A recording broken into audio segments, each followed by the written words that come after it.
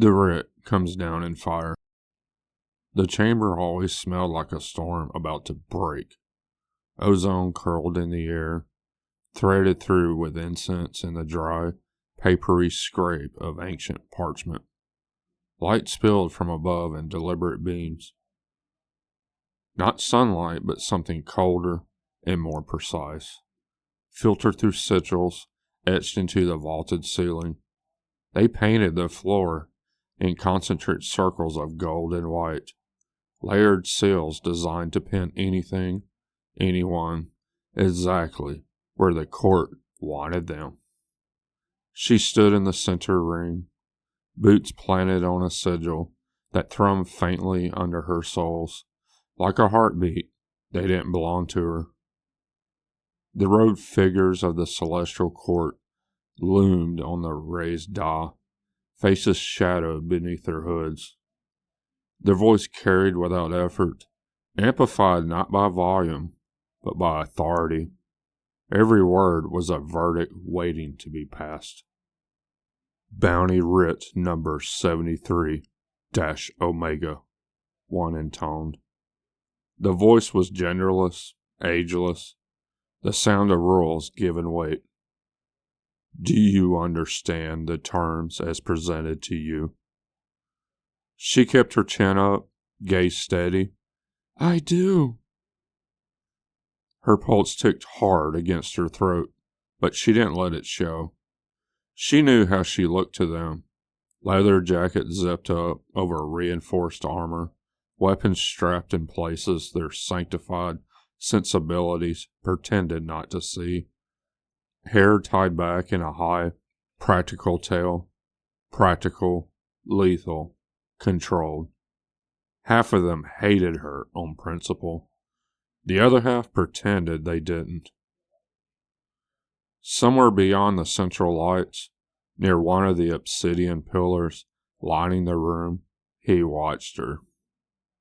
She could feel that gaze, sharp, measuring, heavy as a hand on the back of her neck. She didn't look at him, not yet.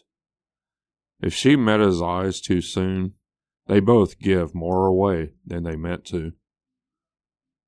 The target, the speaker continued, and a ripple of magic brushed against her skin like cold breath, is classified as high value. Threat level escalated. Prior offenses include repeated violations of celestial directives, obstruction of enforcement, and tampering with sealed records. She didn't let her expression tighten at that. Tampering with sealed records meant someone had been pulling on threads the court didn't want to touch. It also meant whoever this was knew where the bodies were buried, real and metaphorical. The sigil beneath her feet flared, and an image of coalesced above her, translucent, shifting, shrouded. They never gave her a full, clear projection on high-value marks. Just enough to lock onto the essence. Enough to find, not enough to understand. That was the point. Capture, not kill, the voice said. The subject is to be brought to us intact and conscious. You will use lethal force, only if no other option remains. I've done this before, she replied, polite but edged. You don't need the script. A murmur rippled through the semicircle of figures. They didn't like when she reminded them she wasn't some trembling novice grateful for the work. She was good, proven, effective. That was precisely why they hated how much they needed her.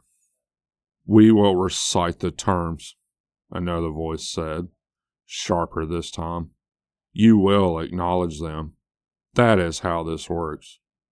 Her jaw flexed once. Fine.